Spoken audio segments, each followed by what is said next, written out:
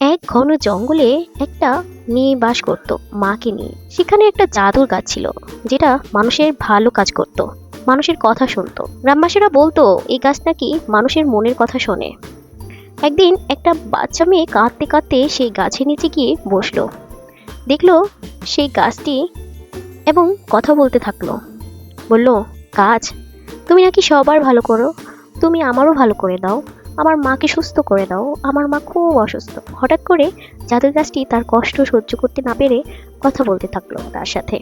বলল, কি হয়েছে বাবু, তোমার কি সমস্যা, আমাকে বলো, আমি তোমার সব কষ্ট দূর করে দিব। ফোন মেয়েটি বলতে থাকলো, জানো আমার মা খুব অসুস্থ, আমার মাকে সুস্থ করে দাও না প্লিজ।